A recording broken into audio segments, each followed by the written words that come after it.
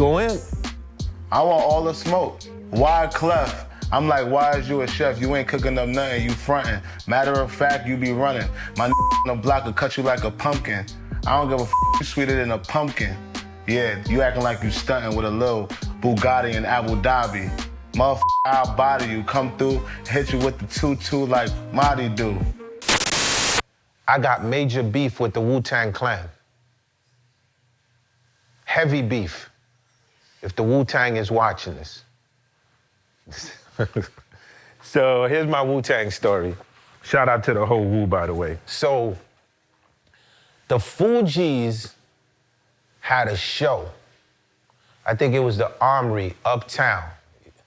And so at the time, like, people was trying to figure out, there was a word in hip hop. The word was called alternative. Like, so when they didn't know, like, if you wasn't saying, like, I'm gonna put a cap in your ass, you know, I just sold like 3 bricks this week, you know what I mean?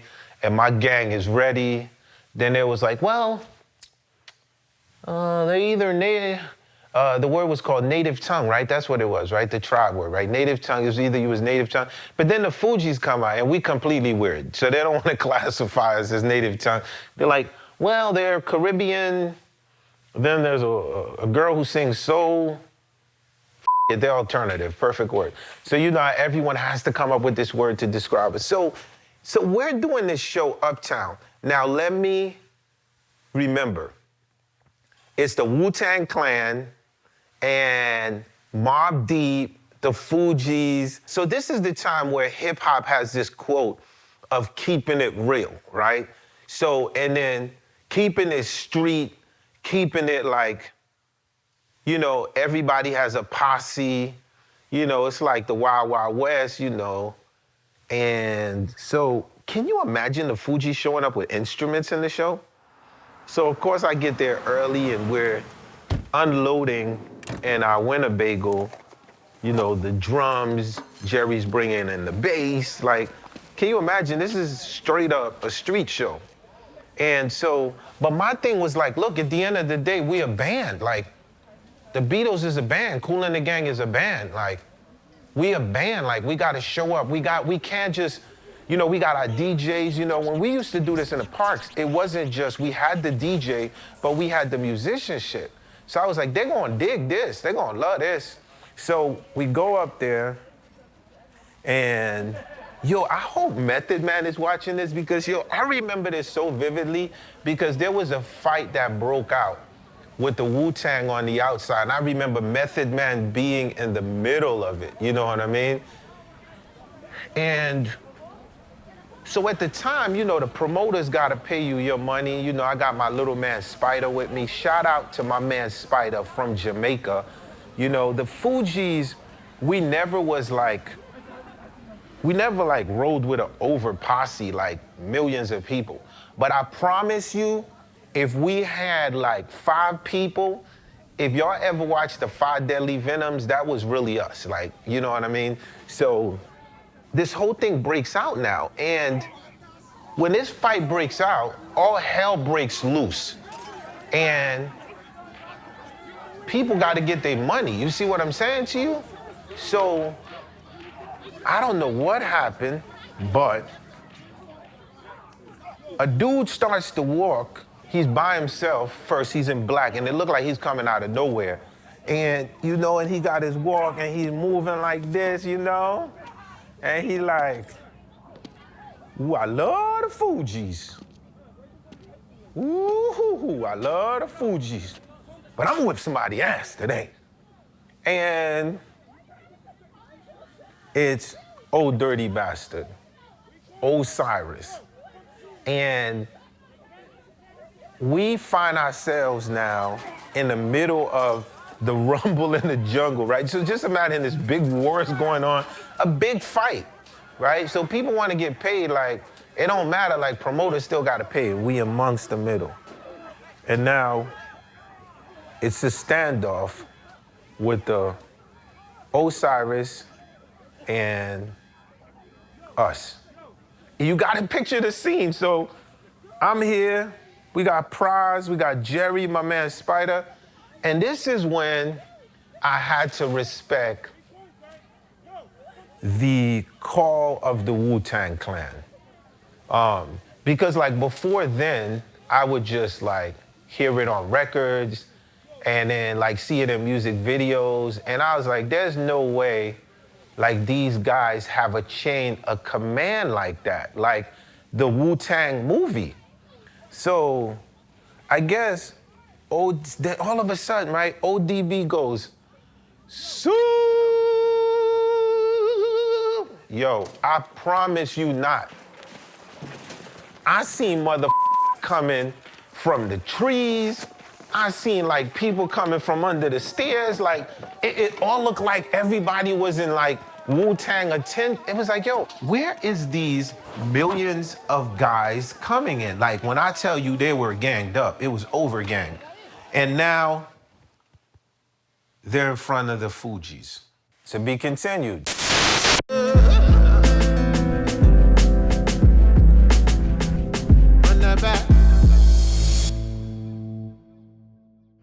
AP Ferg,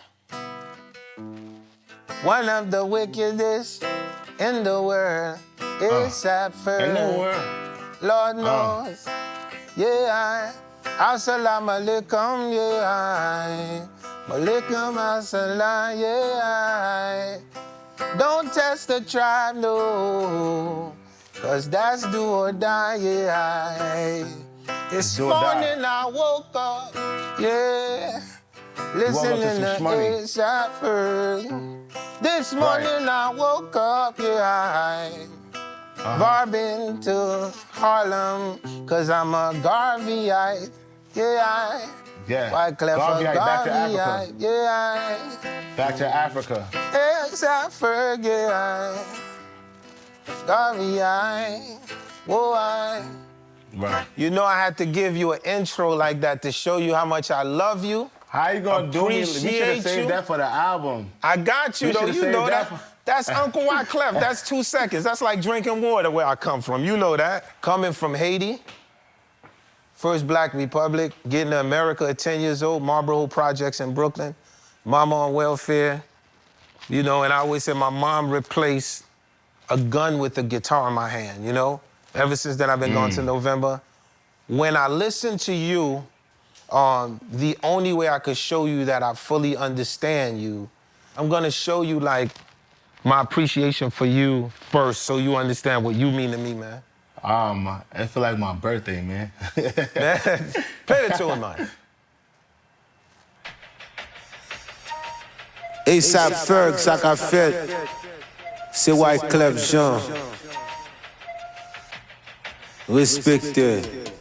Never know who they run come this. Yeah. I chat about them 9 Rum and Chris. But Yeah. refugee, we no feel no sound. Man a bad man sound. Ride with the guards, 12 is the tribe, Lion the Judah, David is the star, Wyclef the name, born in Port-au-Prince, Prince turned king, Lions at the fence, They try to maneuver the cougar. J. Edgar Hoover hit me with a tranquilizer. Akon, I was trying to bring light. To the tribe of Levi, bring sight. That's true. 'Cause I was raised in the zoo with Osiris. Seen niggas still more gold than the pirates. Gone to November, I was out of my mind. I should have been selling paintings like JJ from Good Time. 40 acres and a mule dangled on my chain. Once they killed Radio Raheem on that chain. Bang, bang. Son of pain went from nothing to being able. Brother King, yeah. Jealousy turned them boys savage. No passion for the Christ, free Barabbas. Facts. Never know who they run come this. I chat about them 9 Rum and Chris. But refugee, we no feel no sound. Man a bad man sound. Ride with the goats, 12 is the tribe, Lion and Judah, David is the star, Wyclef the name, born in Port-au-Prince, Prince turned king, my lions at the fence. Ride with the goats, 12 is the tribe, Lion and Judah, David is the star, Wyclef the name, born in Port-au-Prince, Prince turned king, my lions at the fence. New Jack City boy, Nina Brown. I was raised with the shotters, they don't around. Do whatever it takes to grab your herb gates. You got the juice, Bishop gon' kiss your mama at the wake. Pets call me Haitian Sinatra.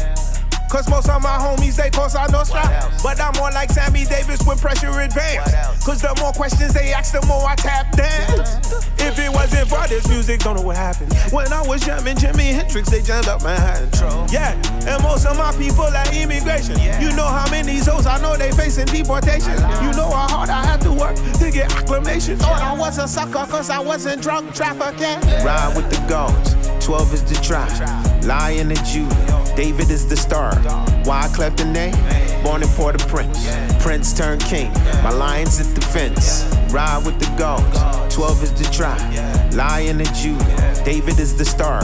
Wyclef Jean, born in Port-au-Prince. Prince turned king, now my guitar ball sings. Pull up.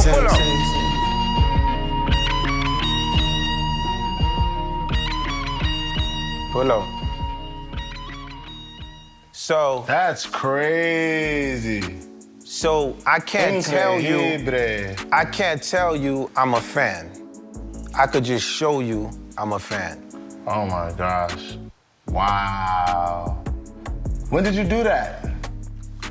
Well, I did that That's when amazing. Well, I did that after listening to your song and falling in love with your message, and then I did something called Inspired. And Inspired was who inspires me from the new generation. Because I feel like the disconnect with the young generation and the older generation is frequency. And at the end of the day, we have to respect frequency. And the pulse is always in the youth, you know what I'm saying? You know, at 21, I had a different thought.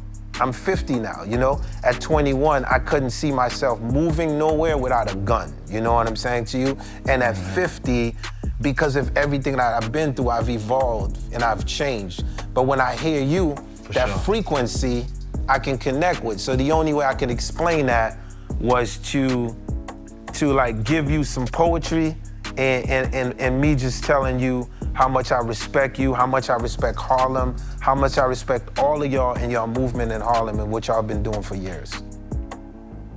Thank you for the flowers, OG. I appreciate you too. You're a legend. And if it wasn't for you, there'd be no me. And that's why you connect with me. I mean, we are all one anyway. At the end, that's why it's a universe. You know, it's one song. So, like, you connecting to my music is only because I was connecting to yours and my family was connecting to yours, and you was played in a household, and I respected the message and the frequency that you and the Fugees was on. So, thank you. It's a planted seed that got to me and I grew with it. Man, you're amazing, bro, and you know, your story is incredible. You know, like for us, like coming from a hut, no electricity, no water. I'm from a place called Lasser. Nickname at times they call it Little Uzi Town. And your story we relate to, so I have like a whole bunch of people like in Haiti that's tuned in. And Africa, the favelas of Brazil right now. Like, I've been all over. I've seen your name, I've seen your faces on walls that you probably don't even know is on walls all around the world. Yeah, so it's important. It's crazy, man. I haven't probably touched down in there.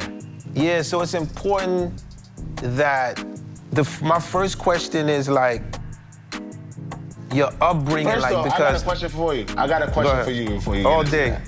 that. When can you send me that song and when can we put that on iTunes?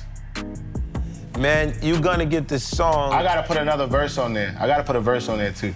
Yo, it's just, I'm just inspired by you. So later today, you'll have the whole thing, man. It's my inspiration to you, yes, sir. Okay, Anything at any I want to time. share that with. I want to share that with the world if it's cool with you. Man, it's beyond cool with me. Frequencies connect, family. For sure. You feel me? It seemed impossible, dog, where I came from and telling people what I was gonna be.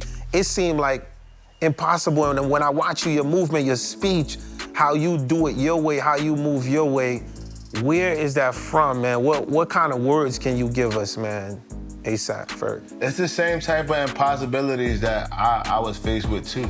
It's conditioning. I had to break a lot of conditions and traditions to, like, you know, find my truth. And my truth is like in my art and just like who I am and what I could show the world to be. That's why we artists, because we show communities in the world that you could be who you want to be, and there's another way. We design, we architects. We design how we see the world. So, I mean, for me, I always had that vision as a kid, and not only that, I had a mother and a father that was on the same time. My mother was more clerical, and she always had a job, and she worked super hard. You know, I had a single mom, but my father was still in my life. He showed me a lot of things as well. My mother kept the roof over my head. My father showed me how to hustle, how to make T-shirts and print, and you know, how to not take loans and kind of build things for myself, not owing nobody no money, not doing none of that. So he instilled, both of them instilled a lot of, I just got a lot of juice from them. I got a lot of different, you know, isms from them. So I just always held dear to that. I was not one of them kids that I had to get burned to fit, like, you know, to know that that shit was hot. Like I listened to my parents, cause I always wanted to get ahead. So I was like, what's the best way to get ahead? I'm a logical thinker. Like my friends, they want to get burnt. I'm like, I'm cool on getting burned. Like I'd rather like skip the line and get ahead. So I listened to my parents. I'm like, they obviously was here 30 years for a long ass time. They know better than me.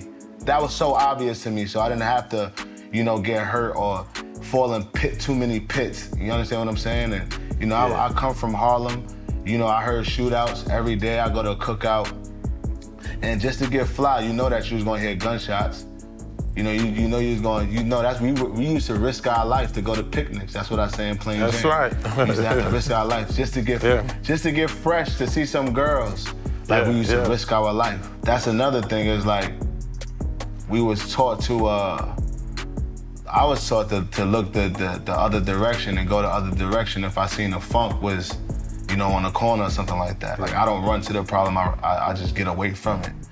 So like, you know, it started in my house. Like my household, my mother, she installed a lot of that shit in me. My father installed the hustle in me.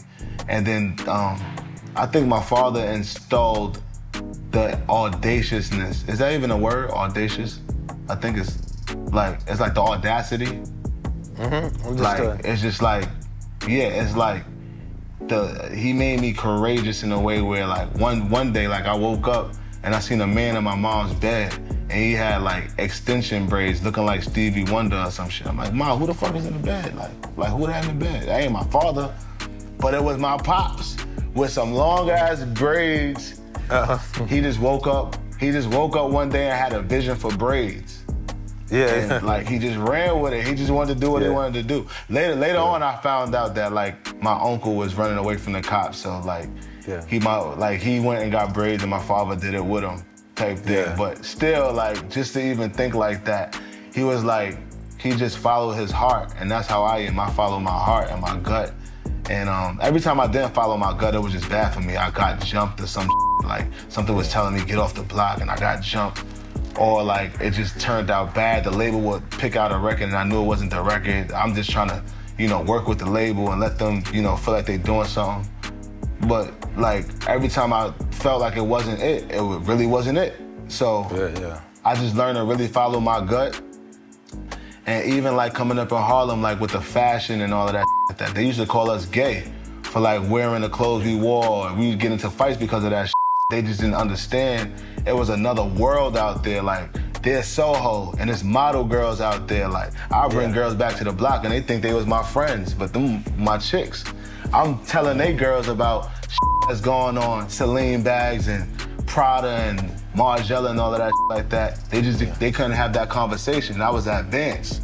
Yes. And art and fashion, I went to art school. I went to school of art and design, the same school that not East Laurent, Donna Karen went to, Jay Mills went to that school, Fabulous went to that school, and Prodigy went to that school. Both Mobb Deep, Prodigy, and Havoc went to that school. Like a lot of Pharoah Monch went to that school. A lot of people went to that school. So I went to art and design. I majored in fashion and fine arts as my major. So my dad owned a store called Ferg Apparel. he designed as well. He made all of the fly shit. I feel like Puff got a lot of inspiration from my dad because he was hanging out with my pops. My father was a little older. He would take him around Harlem and shit that. This was back in the days, like he was down, Puff was down with a crew called Butt Naked Crew, and they used to be throwing all of these parties and shit, but he also used to hang out with my pops. My father had a crew called Same Gang. It's very similar to ASAP, where it's like a collective of like dope individuals that just do shit, throw parties and invite all of the girls and throw cookouts and shit, and have 50 buses going to Bear Mountain, wet t-shirt contests. And this was back in the days where like Frank, of course. when what's his name, Uncle Luke was like turning up and shit, like everybody was on that time, he was on that time. So my father did the Bad Boy logo for Puff, and he did the Cats logo for Andre Harrell. So I grew up around a lot of music because they would send him a lot of free music, albums and shit like that. To be listening to that shit, I didn't know who Biggie was, I just knew that it was this white CD with a brown baby with an afro on the front. And that's all I remember, but I didn't know that I was listening to Ready to Die, or listening to Mary J. Blige 411, or listening to Fugees, or listening to Total, or listening to Heavy D, Teddy Riley. I didn't know what I was listening to until like I was old enough to know what I was listening to and do my own due diligence on it. So that's a bit of history for me. And I come from Harlem, of course. Yeah. So ASAP Ferg, man, I just want to start off by saying your father, your mother, it makes me understand even more, you feel me? You in Harlem, I'm in I had left Brooklyn, I was in New Jersey, in Newark. And my father, his whole thing was like, he always wanted to save the hood. So what he did was he would build, like my dad, he put a church in the hood. And that's fire. being like, hood pope shit. Yeah, he was like, he'd be like, yo, I'm gonna put a church. And so in Newark, we lived literally 1108 South Orange Avenue, car theft capital of the world. At the time, New Jersey Drive. My dad, one day, we driving from East Orange and he sees a burnt funeral home. And he's like, the Lord has given me a vision. We're going to move here. Dude, my dad literally moved us inside of a funeral home. So we lived in a burnt funeral home in 1108 South Orange Avenue. And at the time, my dad's vision was like, he gonna take this funeral home and he's gonna turn it into a church, you know what I mean?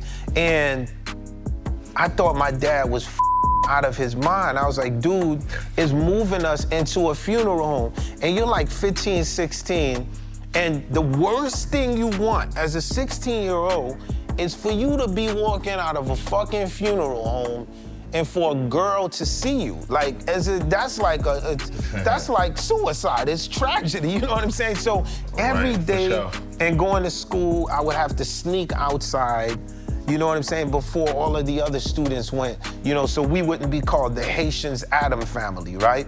And that's kind of fire though. You should make a cartoon based on that. Yo, well, with your creativity, I have my creative director right here. I ain't worried about it. Let's do it. I can't wait. Yeah. So in the hood, we had an Irish pub on the right side, and on the left side, we had a mob family that literally ran a section. And one Saturday, it's 2 o'clock in the morning, I look at the funeral home in the backyard, and I see all these Eldorados, right?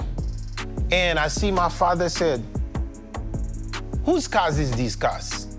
And I watched enough mob movies to know those Eldorados, you know what I'm saying to you? Like, yo, when I'm telling you, like, 200 Eldorados. So my father said, I go talk to them. You come with me now.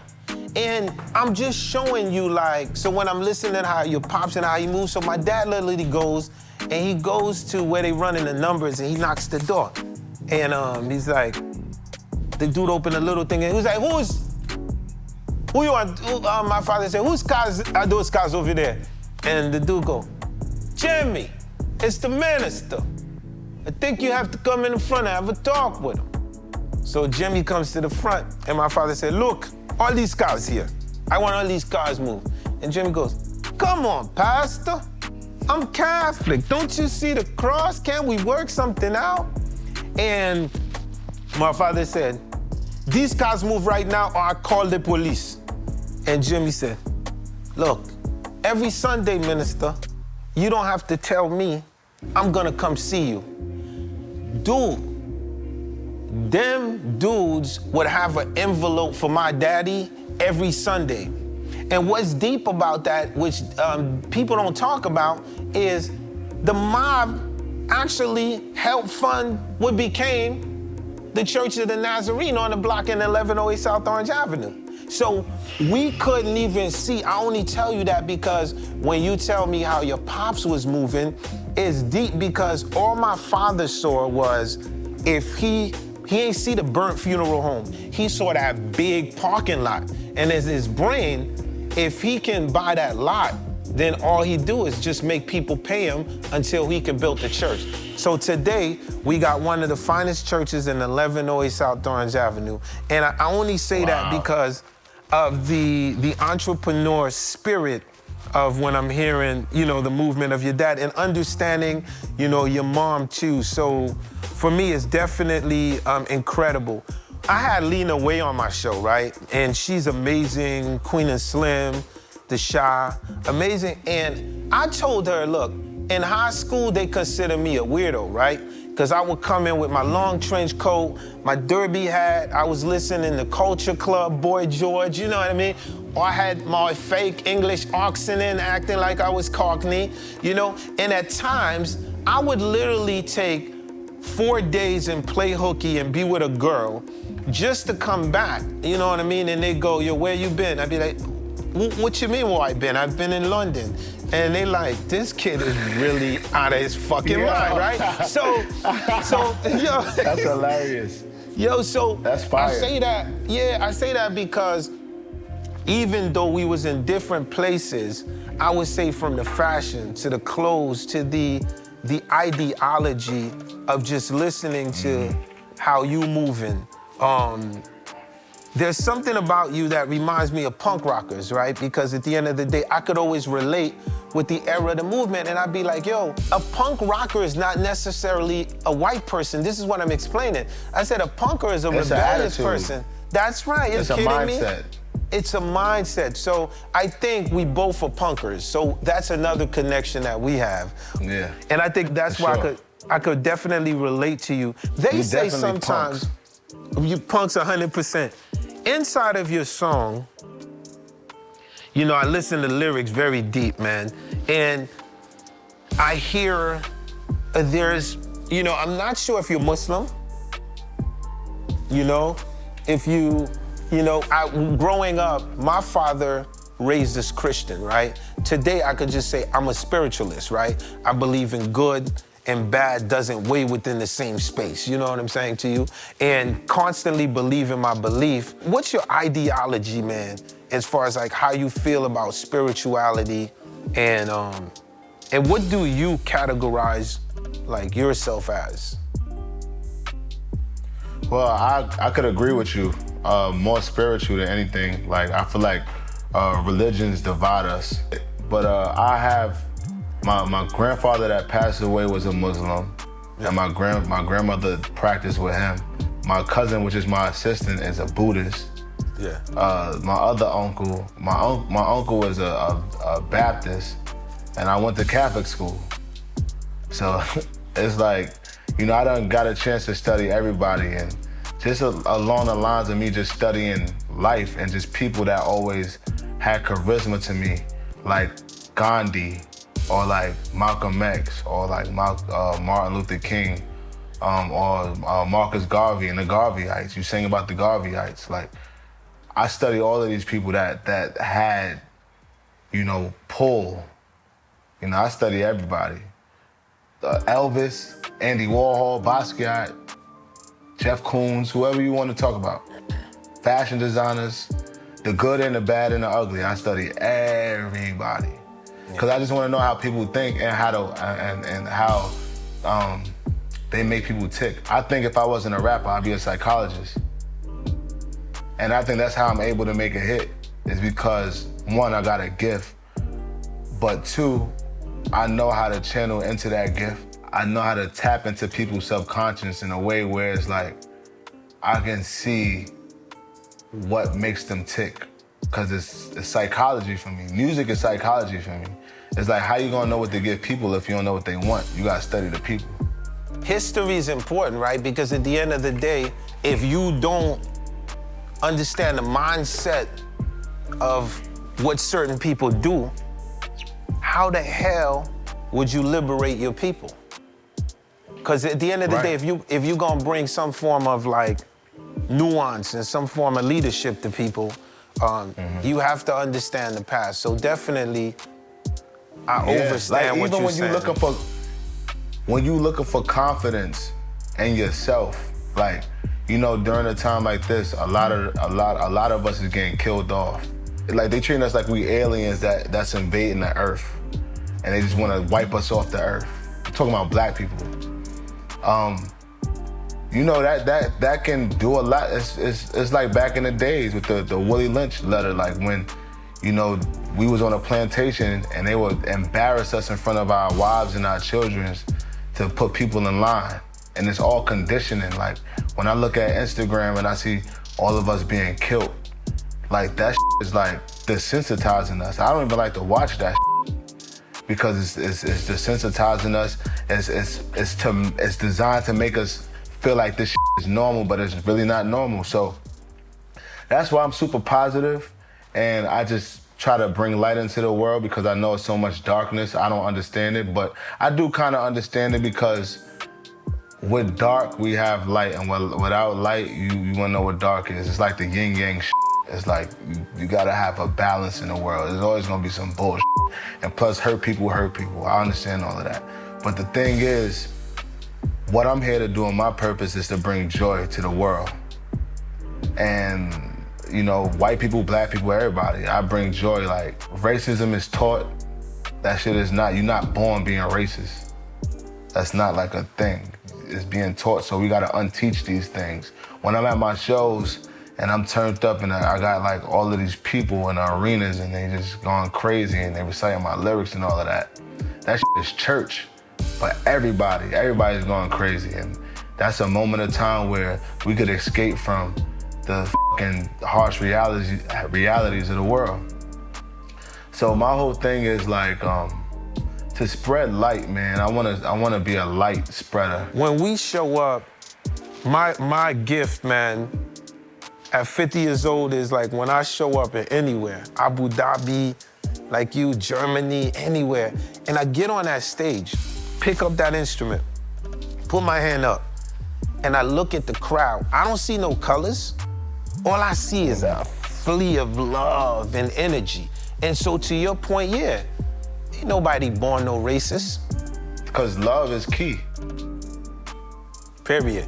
Look at Bob Marley. We seen his documentary. Love is key. Well, they try to off him too, because it was too much love. 100%, man. Oh yeah, so peep it. I had some battle rappers in my studio. On a lighter note, right? I'm like a big fan of battle rap. So people don't know that about the Fugees. I came up battle rapping. Me too. So when we see each other like face to face, we gonna like bar up. Oh, I can't wait. And I'm a freestyle. And you gotta be, I can't wait to have you at the house, because I was looking forward to you coming. We can do it right now. Go in. I want all the smoke. Wyclef, I'm like, why is you a chef? You ain't cooking up nothing, you frontin'. Matter of fact, you be running. My on the block will cut you like a pumpkin. I don't give a you sweeter than a pumpkin. Yeah, you acting like you stunting with a little Bugatti in Abu Dhabi. Motherfucker, I'll body you, come through, hit you with the 2-2 like Marty do. Listen, you know how I come through, block, hit you with the 1-2, like what you gonna do? I got 1-2 for you. I got 1-2 for your crew, and your boo-boo too. And you doo-doo too. Matter of fact, I don't see you dudes. You might be, I could keep going forever, Yo, man. It's so funny, man, that you said I'm the 1-2, right? But I'm the one, and I know what you thinking, me too. Ferg, but in this game of numbers, they could only be a few. I'm the Trinity. Now, you guess the riddle, kid. One man, on 2 sticks. What's that? The crucifix.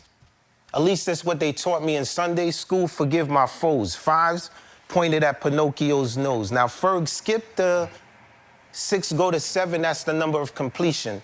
Adam ate the apple, so they cast him from the Garden of Eden. Jealousy got him waving his 9. Cain kills Abel. He, a 10 man.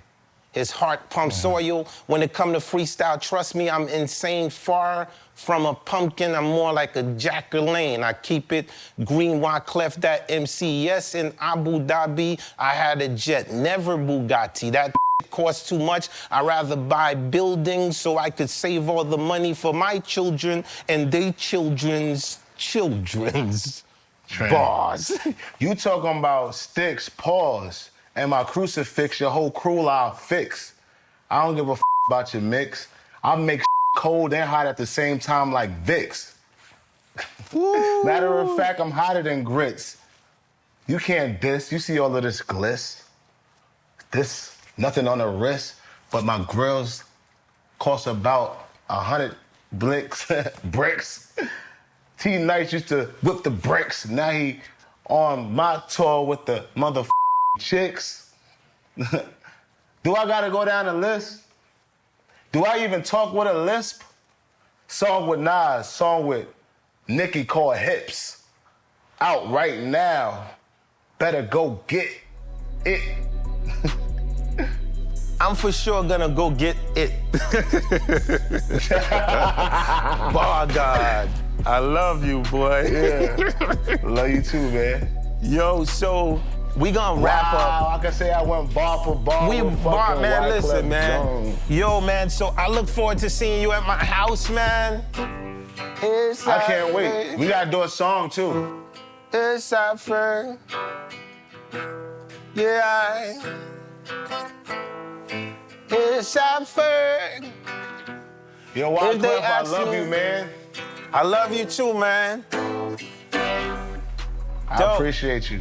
I love you, so I was speaking about you to Young Thug. That's my heart. 2 days ago. Yeah, I love him. Yeah, I said you're like a new day Wyclef.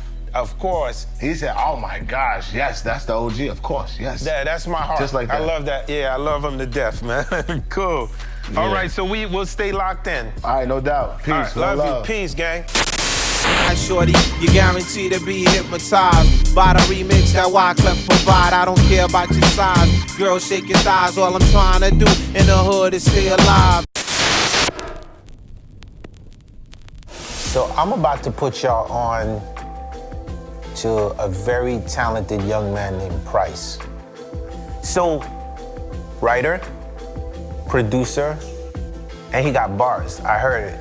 I'm always excited by, I call it like the full package. I call these kids like the superheroes, right? So when I came in the game, it's like I wanted to do everything, and I was like, why can't we do everything? 2009, he had a duo. He was part of the duo that was signed to Interscope Records, and there's a record called Teach Me How to Jerk. I don't know if y'all heard it. I heard it. It was super dope. But what I'm excited about is this is his first solo album. So let's check out Price, because the reason why I want everybody to check this out, I remember what my first solo album was like. It was like, I was like, okay, I gotta break away and make a statement, right? And so let's all give him a big hug, welcome his freshman project. The single is called Mufasa. Let's get into it. Salute, Price.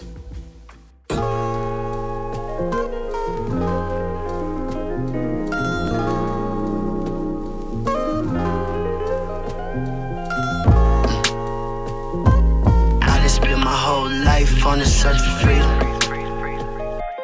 Everything the light touches, you know that's our kingdom. I gotta put life in these babies, I'm praying that I don't go crazy, I'm praying my bro don't betray me. I wanna spend time with my lady, but I've been patrolling the land. We gotta sleep by hyenas, I cannot be showing my hand. Feared by the master, so you know that there's nothing left you could prove. Gotta spend time with my son and teach him how to hunt for his food. Telling me you always got ancestors with him, they writing the stars. But you can't trust all of your family, some of them might leave you with scars. And every time I need advice, I just look up at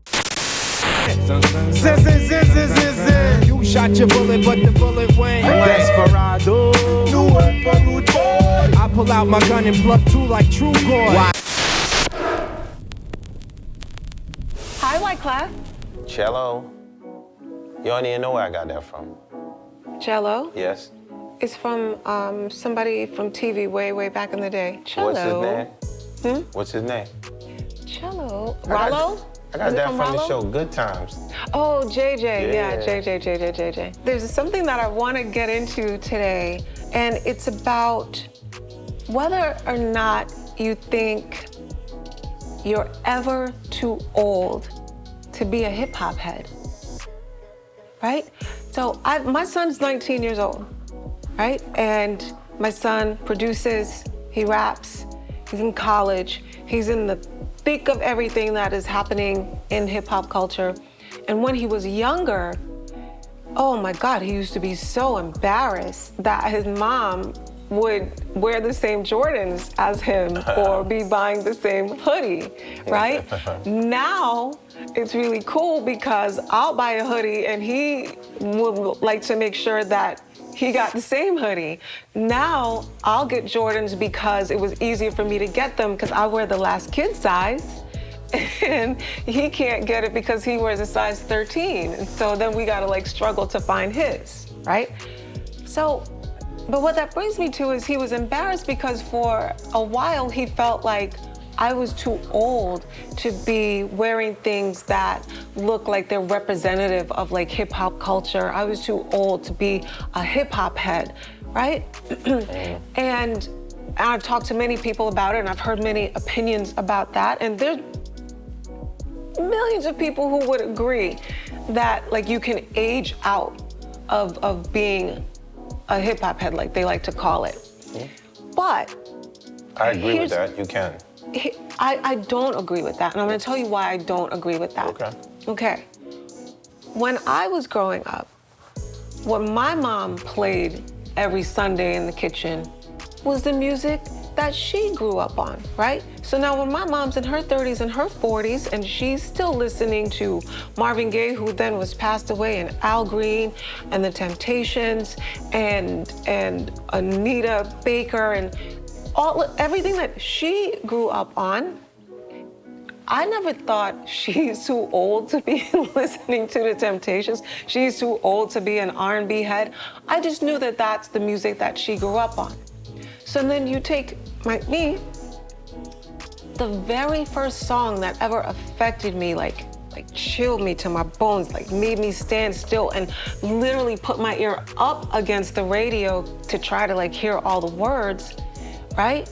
I hear this thing come across the radio like I never heard before. I'm a kid, and it goes, "'Cause I'm Curtis Blow, and I want you to know that these are the breaks." I'm like, what is that? And I listen, and at the time, there was no streaming. The only way I was gonna hear that song again is if I waited by the radio to hear that song again. And then if I could get my tape recorder with me and press the record button in enough time to get that song on my cassette tape so I could play it over and over until I could learn the lyrics, right? This is the day I fell in love with hip hop. Understood. Okay?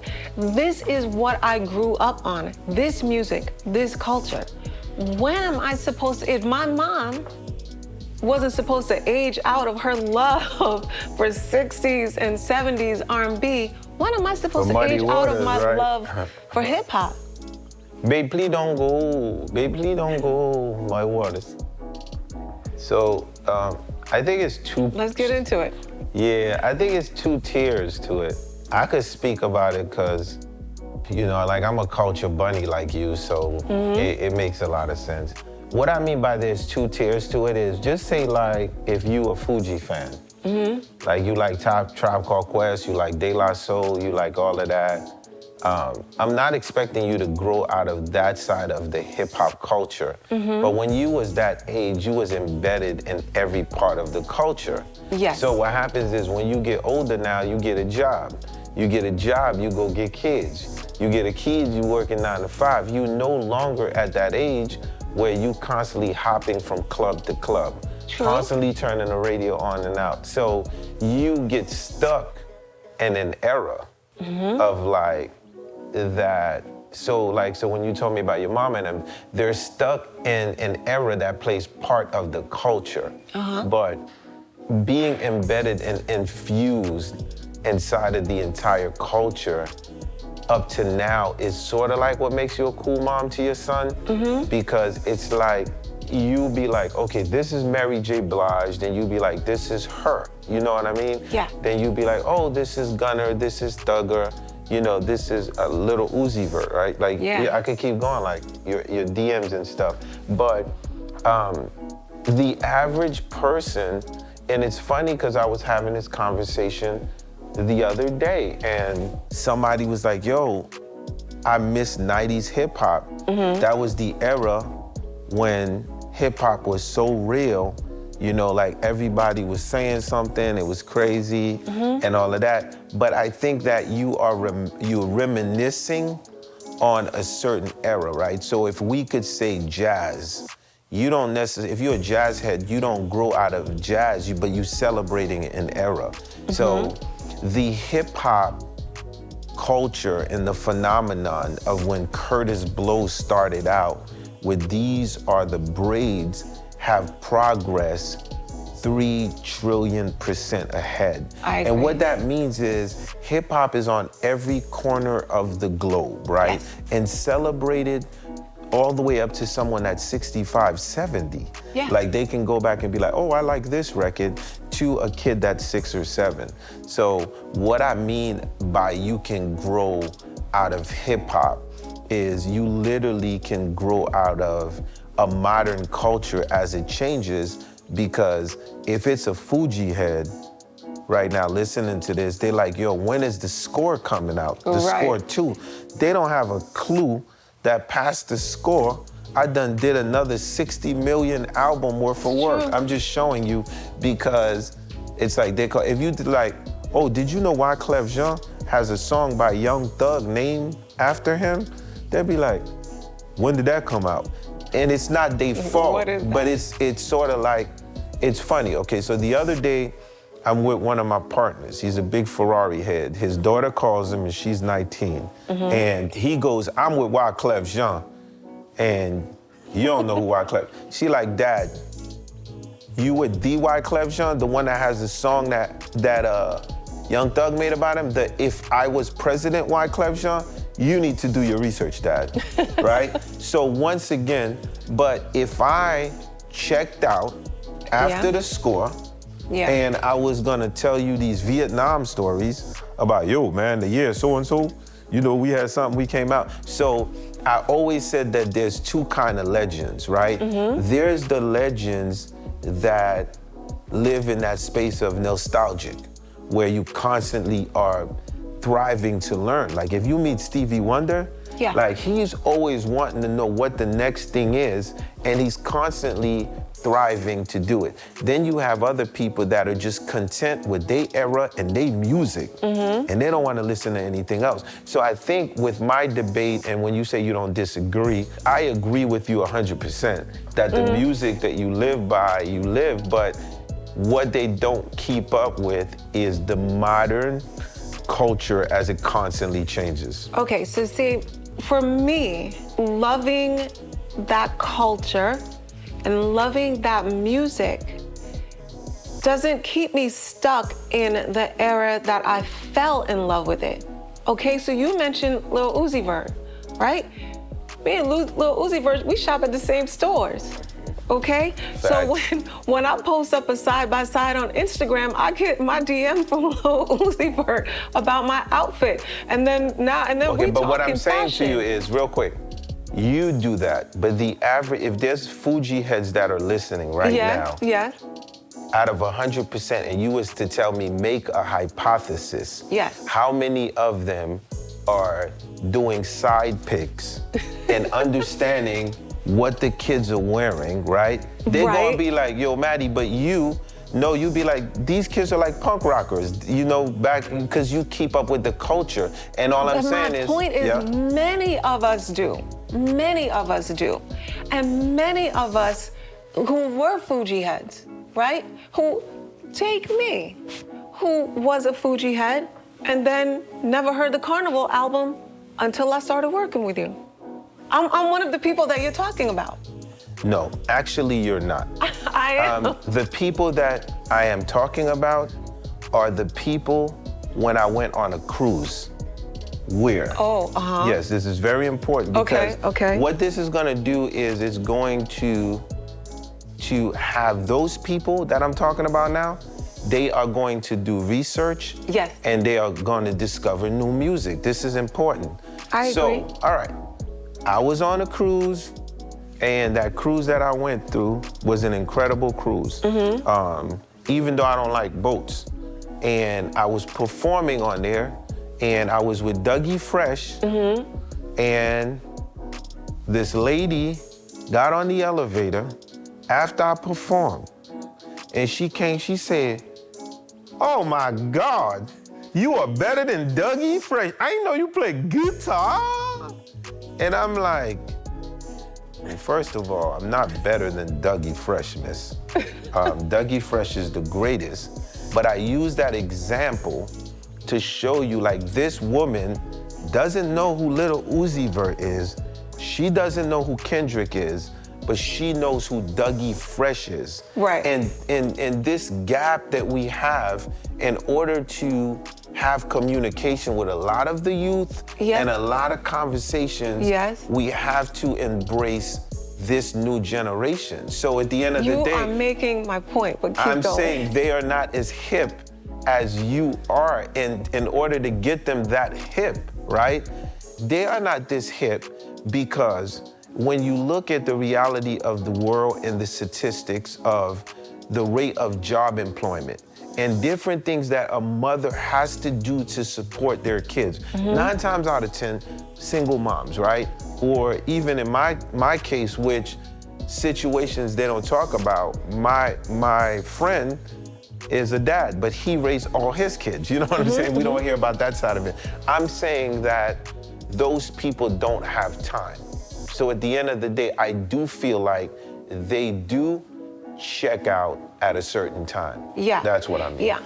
However, my most basic point to all of this is for the millions upon millions of us who grew up on hip hop, who listened to the Sugar Hill Gang and Curtis Blow, who now listen to Gunna and Lil Uzi Vert. There are millions upon millions of us who still love the kind of music we grew up on. And I don't know if it's about whether or not we have time, it's about we still listen to music, we still listen to radio, so we hear what the new songs are. And for me, the most basic thing I love in a song, right, is, you know what's the most basic thing I love in a song? What's to me, like, what's the most important? The hook? The drums.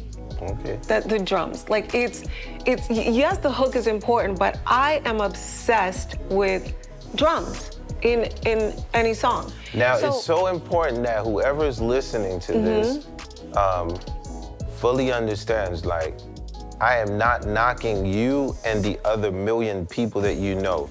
I bet you they all are musically and music industry savvy.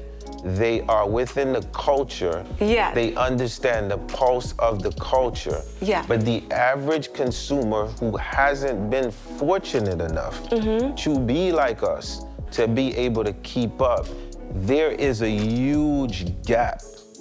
And the thing that we hear and run that back that we want to do is make sure that we close the gap. Yeah. And I'm going to give you one last example. Okay. That gap in that space that I told you about is so real, right? That the combination of what started to close it up was verses. That's a whole nother thing to get into. No, we'll get into it, but all I'm saying is that person was looking at Babyface and Teddy Riley. There's no way they know who Kodak Black is all I'm saying to you. I know who Kodak Black is, and you do, and if you was to make me a bet, I promise you, I bet you them Jordans that you probably get 10% of those people that would know who could even tell you a Kodak Black song. I would be part of it, but I'm just saying. I can't disagree with you. But how about this? The Snoop Dogg and DMX verses, same age range as Babyface and Teddy, right? Snoop and DMX, aren't they in the same age group? No. They are. No, they're not. Yes, they are. No, they're not. They're in the same age group. No. Oh, well, maybe not as Babyface, but remember, Teddy is a lot younger than Babyface. Yeah, and then all I wanted to say is, and this is good because as we are debating this, yeah, people online are debating just like we're going at it. So that's what makes this dope. But okay, this is what I'm gonna say. Babyface, Teddy Riley, New Jack Swing, yes. Babyface dominated the whole R&B era. Then, you know, years later, yeah. The Chronic comes, you know, Snoop becomes a phenomenon, DMX becomes a phenomenon. Mm-hmm. So the generation gap is very huge, even with sounds. I was and managing Blackstreet at the same time as DMX music was coming out, 1000%. I know because I used to get in trouble for bumping DMX harder than I was bumping my own stuff. Now, why did you get in trouble? Okay, and Snoop. Because I was managing an R&B group. That's what I was listening to. No, because you was embedded in the culture and you always knew what was next. Yeah. Even when people was not moving, they was standing still. Whether if you was telling Teddy Riley, like, look, you know, there's this cat named Jay-Z, you might want to bring him in to write for Queen Pen. Yeah. Whether if it's you bumping DMX, my point is, you are a culture bunny, so you are completely embedded in this. But the average person who has no job, you know what I'm saying, and they gotta raise their kids, they grew up on 1 time, 2 times, they done have checked out. This is like our first time to agree to disagree. Of course, My point is the people. You know I gotta start a show, Maddeline. The people Maddie, who can were I start my show, watching please? Snoop and DMX, they would know. Many of them would know who Kodak Black is. Can I please start my show? That's my point. Can I start my show now? Yeah, you okay. can. Free Kodak Black, Maddeline, this will continue. Love you, bye. Wyclef, thank you so much for having me again on Run That Back. Yeah. I remember coming from Haiti, growing up in Brooklyn. On Flatbush, I got my first sneakers cooking. First thing I did was got my first device. When it comes to freestyle, I never think twice. This one, Maria, one night, there's a movie called West Side Story. I was watching. I was like, stop the looting, stop the shooting, pickpocketing on the corner. While the rich is getting richer, the poor is getting poorer. So me and Maria on the corner, looking at ways to make it better. I look up in the sky, hoping that there's a paradise. Everybody like a ooh la binga mama chella, a ooh la binga mama chella East Coast, a ooh la binga mama chella, hey. Maria, yeah. She remind me of a West Side Story. Growing up in Spanish Harlem, yeah. She living the life just like a movie star, yeah. Maria, she fell in love in East LA to the sound of the guitar, yeah. Played by Carlos Santana.